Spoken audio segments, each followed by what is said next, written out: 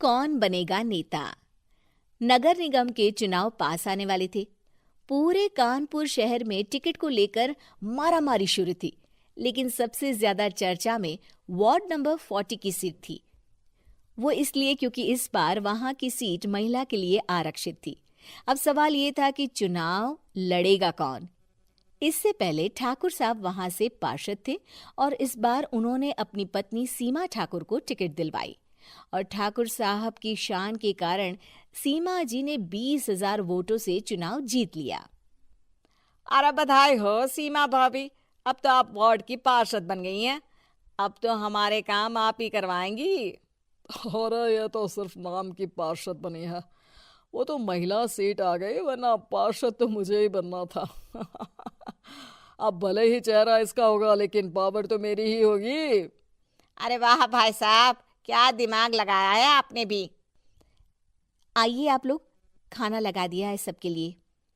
सीमा जी पार्षद बन चुकी थीं, फिर भी उनकी एक ना चलती।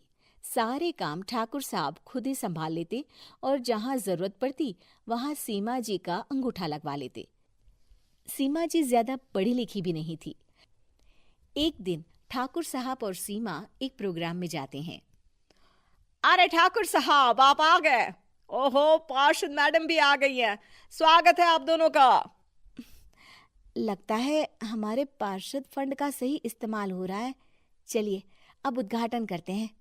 ये लीजिए ठाकुर साहब कैची, आप ही सबसे पहले प्रवेश कीजिए। सब लोग आगे निकल जाते हैं और सीमा जी पार्षद होने के बावजूद भी पीछे खड़ी रह जाती हैं। वो देखती हैं कि वेलकम बोर्ड पर उनका नाम है, लेकिन महिला होने के कारण कोई उनका सम्मान नहीं कर रहा। अगले दिन एक आदमी उनके घर आता है।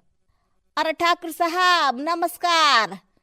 कल ना हम नोटिस किए कि हमारा घर तो अवैध है और नगर निगम वाले उसे तोड़ने आ रहे हैं। अरे कुछ कीजिए ना ठाकुर साहब। देखो भाई, मैं तो ज्यादा कुछ कर नहीं सकता, पर अगर तुम सबकी जेब गर्म कर दो तो कुछ हो सकता है। कुल मिलाकर 4 लाख लगेंगे। अरे 4 लाख ठाकुर साहब? अरे भाई, मैं अपने लिए नहीं मांग रहा हूँ। दरोगा है, इंजीनियर बाबू है, बड़े साहब है, सबको देना पड़ता है ना थोड़ा थोड़ा। बोलो है मंजूर? तभी वहां अचानक सीमा जी आ जाती हैं। अरे ये आप क्या कर रहे हैं? पहले इन्हीं लोगों से तो आपने वोट मांगे, अब इनसे ही पैसे ले रहे हो। अरे चुप रहो तुम, तुम्हारा काम है सिर्फ अंगूठा लगाना, तुम वही किया करो। मुझे दूसरे काम तुम मत सिखाओ, समझी? और तुम ना जाओ, अब पैसे लेकर आओ, वरना जेसीबी किसी भी वक्त आती होगी। सब कुछ ऐसे ही चलते रहता है। एक दिन सीमा जी और ठाकुर साहब को एक लोकल मीटिंग में बुलाया जाता है। वहां पर कई और अधिकारी लोग भी मौजूद रहते हैं। अब मैं चाहूंगा कि ठाकुर साहब हमारे बीच 2 शब्द कहें।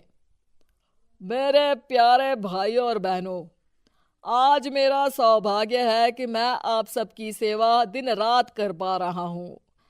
आपने मेरी पत्नी को भारी मतों से जिताया है, इसलिए मैं आप सभी का शुक्रगुजार हूं। मैं आप सबसे वादा करता हूं कि हमेशा की तरह हमारे वार्ड में किसी को कोई तकलीफ नहीं आने दूंगा। सभी लोग तालियां बजाने लगते हैं। अब मैं माननीय पार्षद मैडम को स्टेज पे बुलाना चाहूंगा। अपने नाम को बुलाया सुनकर सीमा जी एकदम चौंक जाती है। उन्हें बिल्कुल उम्मीद नहीं थी कि इतनी बड़ी जगह उन्हें मंच पर बुलाया जाएगा। जैसे तैसे वो मंच पर चढ़ती हैं।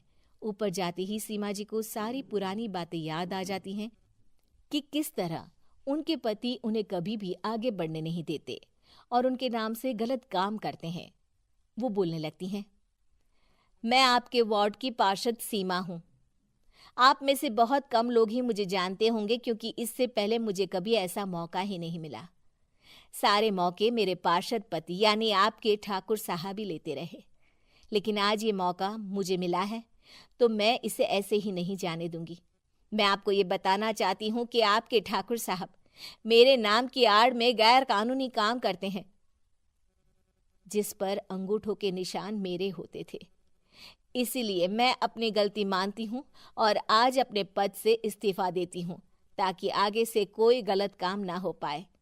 अब फैसला आप सबके हाथ में है कि आप हमें क्या सजा देना चाहते हैं।